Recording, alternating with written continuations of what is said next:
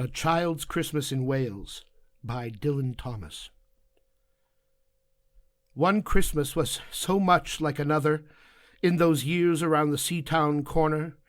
Now, out of all the sound, except the distant speaking of the voices I sometimes hear a moment before sleep, that I can never remember whether it snowed for 6 days and 6 nights when I was 12, or whether it snowed for 12 days and 12 nights when I was 6.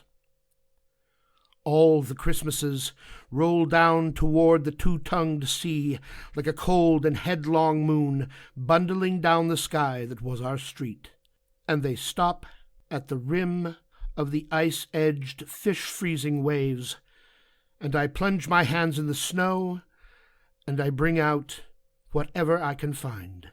In goes my hand into that wool-white, bell-tongued ball of holidays resting at the rim of the carol-singing sea, and out comes Mrs. Prothero and the fireman.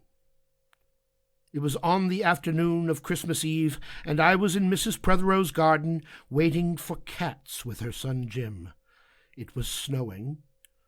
It was always snowing at Christmas. December, in my memory, is white as Lapland, although there were no reindeers.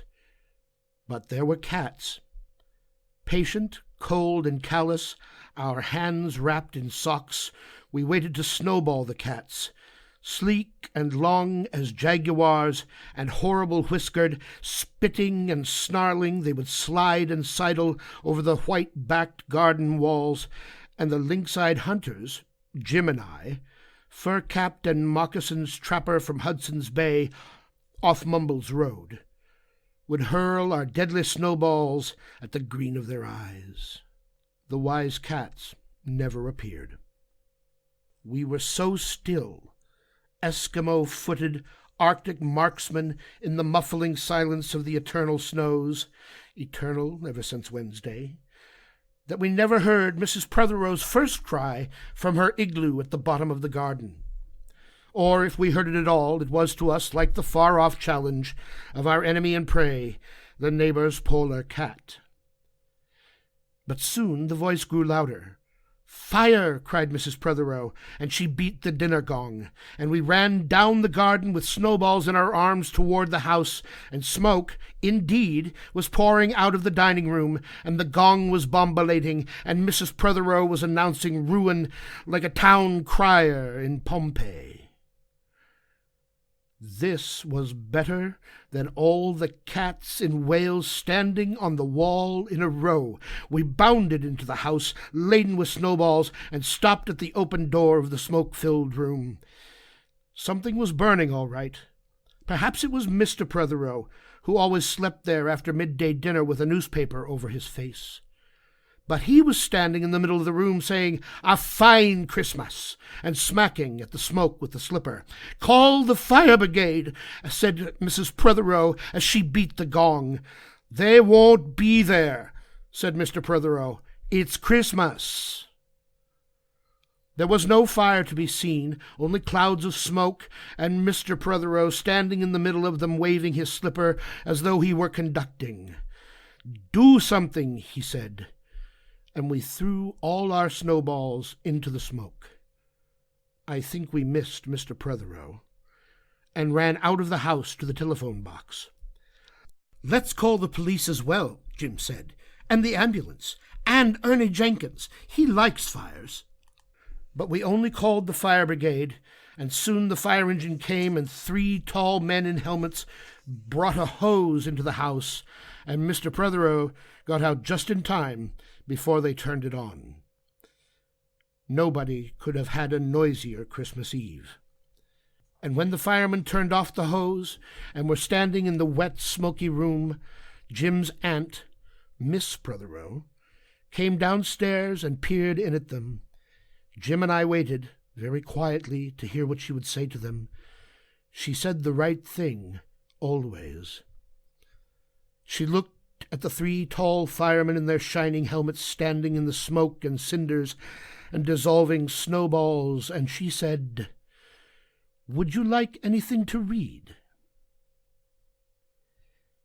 Years and years ago, when I was a boy, when there were wolves in Wales, and birds the colour of red flannel petticoats whisked past the harp-shaped hills, when we sang and wallowed all day and night in caves that smelt like Sunday afternoons, in damp front farmhouse parlours, and we chased with the jawbones of deacons the English and the bears, before the motor car, before the wheel, before the duchess-faced horse, when we rode the daft and happy hills bareback, it snowed and it snowed.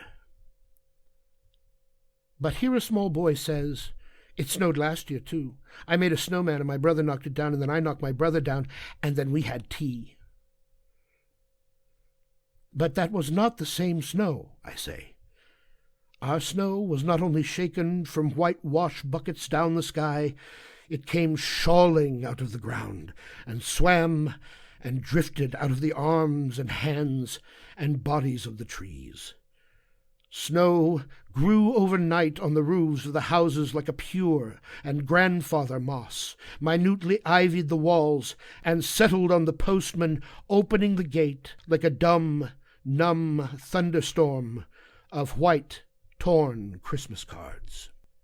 Were there postmen then, too? With sprinkling eyes and wind-cherried noses on spread frozen feet, they crunched up to the doors and mittened on them manfully. But all that the children could hear was the ringing of bells. You mean that the postman went rat-a-tat-tat and the doors rang? I mean that the bells the children could hear were inside them. I only hear thunder sometimes, never bells. There were church bells, too. Inside them? No, no, no. In the bat-black, snow-white belfries tugged by bishops and storks, and they rang their tidings over the bandaged town, over the frozen foam of the powder and ice-cream hills, over the crackling sea. It seemed that all the churches boomed for joy under my window, and the weathercocks crew for Christmas on our fence. Get back to the postmen. They were just ordinary postmen, fond of walking and dogs and Christmas and the snow. They knocked on doors with blue knuckles. Ours has got a black knocker. And then they stood on the white welcome mat in the little drifted porches and huffed and puffed, making ghosts with their breath, and jogged from foot to foot like small boys wanting to go out. And then the presents? And then the presents. After the Christmas box, and the cold postman with a rose on his button nose tingled down the tea-tray slithered run of the chilly glinting hill, he went in his ice-bound boots like a man on fishmonger's slabs. He wagged his bag like a frozen camel's hump, dizzily turned the corner on one foot, and by God, he was gone. Get back to the presents. There were useful presents, engulfing mufflers of the old coach days, and mittens made for giant sloths, zebra scarves of a substance like silky gum that could be tug-o-war down to the galoshes, blinding tam-o'-shanters like patchwork tea-cozies, and bunny-suited busbies, and balaclavas for the victims of head-shrinking tribes. From ants who wore wool next to the skin, there were mustached and rasping vests that made you wonder why the ants had any skin left at all. And once I had a little crocheted nosebag from an ant now, alas, no longer whinnying with us, and pictureless books in which small boys, though warned with quotations not to, would skate on Farmer Giles' pond, and did, and drowned, and books that told me everything about the wasp, except why. Go on to the useless presents.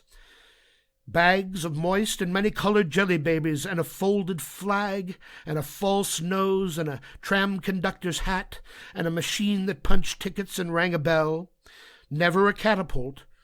Once, by mistake, that no one could explain, a little hatchet, and a celluloid duck that made, when you pressed it, a most unduck-like sound, a mewing moo that an ambitious cat might make who wished to be a cow, and a painting book in which I could make the grass, the trees, the sea, and the animals any color I pleased. And still the dazzling sky-blue sheep are grazing in the red field under the rainbow-billed and pea-green birds. Hard-boileds, toffee, fudge, and all sorts, crunches, cracknels, humbugs, glaciers, marzipan, and butter Welsh for the Welsh, and troops of bright tin soldiers who, if they could not fight, could always run, and snakes and families and happy ladders and easy hobby games for little engineers, complete with instructions, oh, easy for Leonardo, and a whistle to make dogs bark, to wake up the old man next door, to make him beat on the wall with his stick and to shake our picture off the wall. And a packet of cigarettes. You put one in your mouth, you stood at the corner of the street, and you waited for hours, in vain, for an old lady to scold you for smoking a cigarette, and then, with a smirk, you ate it. And then it was breakfast under the balloons. Were there uncles, like in our house? There are always uncles at Christmas, the same uncles, and on Christmas morning, with dog-disturbing whistle and sugar fags, I would scour the swathed town for news of our little world, and find always a dead bird by the post office, or by the white deserted swings, perhaps a robin, all but one of its fires out. Men and women raiding or scooping back from chapel with taproom noses and wind-bust cheeks, all albinos, huddled their stiff, black, jarring feathers against the irreligious snow. Mistletoe hung from the gas brackets in all the front parlors. There was sherry and walnuts and bottled beer and crackers by the dessert spoons, and cats in their furabouts watched the fires, and the high-heaped fires spat, all ready for chestnuts and mulling pokers. Some few large men sat in the front parlors without their collars, uncles almost certainly, trying their new cigars, holding them out judiciously at arm's length, returning them to their mouths, coughing, then holding them out again, as though waiting for the explosion. And some few small aunts, not wanted in the kitchen, nor anywhere else for that matter, sat on the very edge of their chairs, poised and brittle, afraid to break, like faded cups and saucers. Not many, those mornings, trod the piling streets. An old man always, fawn-bowlered, yellow-gloved, and at this time of year, with spats of snow, would take his constitutional to the white bowling green and back, as he would take it in wet or fire, on Christmas Day or Doomsday. Sometimes 2 hale young men with big pipes blazing, no overcoats and wind-blown scarves, would trudge unspeaking down to the forlorn sea to work up an appetite, to blow away the fumes. Who knows, to walk into the waves until nothing of them was left but the 2 curling smoke clouds of their inextinguishable briars. Then I would be slapdashing home, the gravy smell of the dinners of others, the bird smell, the brandy and the pudding and the mince coiling up to my nostrils, when out of a snow-clogged side lane would come a boy the spit of myself, with pink-tipped cigarettes and a violet past of a black eye, cocky as a bullfinch, leering all to himself. I hated him on sight and sound, and would be about to put my dog whistle to his lips and blow him off the face of Christmas, when suddenly he, with a violent wink, put his whistle to his lips and blew so stridently, so high, so exquisitely loud that gobbling faces, their cheeks bulged with goose, would press against their tinselled windows the whole length of the white echoing street. For dinner, we had turkey and blazing pudding, and after dinner the uncles sat in front of the fire, loosened all buttons, put their large, moist hands over their watch chains, groaned a little, and slept. Mothers and aunts scuttled to and fro, bearing tureens. Aunt Bessie, who had already been frightened twice by a clockwork mouse, whimpered at the sideboard and had some elderberry wine. The dog was sick. Aunt Dossie had to have 3 aspirins, but Annie Hannah, who liked port, stood in the middle of the snow-bound backyard singing like a big-bosomed thrush. I would blow up balloons to see how big they would blow up to, and when they burst, which they all did, the uncles jumped and rumbled. In the rich and heavy afternoon, the uncles breathing like dolphins, and the snow descending, I would sit among the festoons and Chinese lanterns and nibble dates, and try to make a model man-of-war, following the instructions for little engineers, and produced what might be mistaken for a sea-going tram-car. Or I would go out, my bright new boots squeaking into the white world onto the seaward hill, to call Jim and Dan and Jack, and to pad through the still streets, leaving huge footprints on the hidden pavements. I bet people will think there's been hippos. What would you do if you saw a hippo coming down the street? I'd go like this, bang, and I'd throw him over the railings and roll him down the hill, and then I'd tickle him under the ear, and he'd wag his tail. What would you do if you saw 2 hippos? Iron-flanked and bellowing he-hippos clanked and battered through the scudding snow towards us as we passed Mr. Daniel's house. Let's post Mr. Daniel a snowball through his letterbox. Let's write things in the snow. Let's write, Mr. Daniel looks like a spaniel all over his lawn.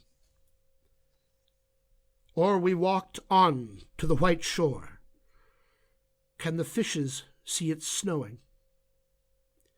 The silent, one-clouded heavens drifted on to the sea. Now we were snowblind travelers, lost in the North Hills, and vast, dew-lapped dogs with flasks around their necks ambled and shambled up to us, baying, Excelsior! We returned home through the poor streets, where only a few children fumbled with bare red fingers in the wheel-rutted snow, and cat-called after us, their voices fading away as we trudged uphill into the cries of the dock-birds and the hooting of the ships out in the whirling bay. And then at tea the recovered uncles would be jolly, and the ice cake loomed in the center of the table like a marble grave. Auntie Hannah laced her tea with rum, because it was only once a year. Bring out the tall tales now, that we told by the fires as the gaslight bubbled like a diver. Ghosts hooed like owls in the long nights when I dared not look over my shoulder. Animals lurked in the cubbyhole under the stairs, and the gas meter ticked. And I remember we went singing carols once, when there wasn't a shaving of a moon to light the flying streets. At the end of a long road was a drive that led to a large house, and we stumbled up the darkness of the drive that night, each one of us afraid, each one of us holding a stone in his hand in case, and all of us too brave to say a word. The wind through the trees made noises as of old and unpleasant, and maybe web-footed men wheezing in caves. We reached the black bulk of the house. What shall we give them? Hark the herald? No, Jack said. Good King Wenceslas. I'll count 3.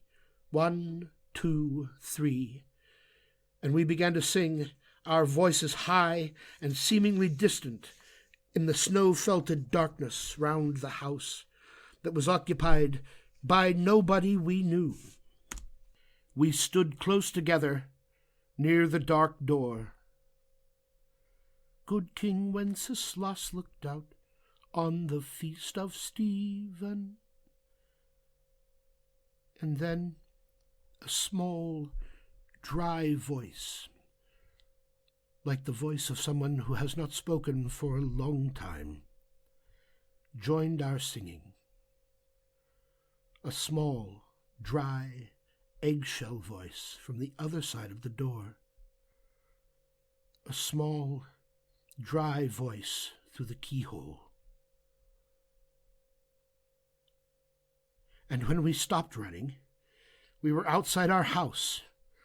The front room was lovely. Balloons floated under the hot water bottle-gulping gas. Everything was good again, and shone over the town. "Perhaps it was a ghost," said Jim. "Perhaps it was trolls," said Dan, who was always reading. "Let's go in and see if there's any jelly left," Jack said. And we did that. Always on Christmas there was music. An uncle played the fiddle, a cousin sang Cherry Ripe, and another uncle sang Drake's Drum. It was very warm in the little house. Auntie Hannah, who had got on to the parsnip wine, sang a song about bleeding hearts and death, and then another in which she said her heart was like a bird's nest. And then everybody laughed again, and then I went to bed. Looking through my bedroom window, out into the moonlight and the unending smoke-colored snow, I could see the lights in the windows of all the other houses on our hill, and hear the music rising up from them, up the long, steadily falling night. I turned the gas down. I got into bed. I said some words to the close and holy darkness, and then I slept.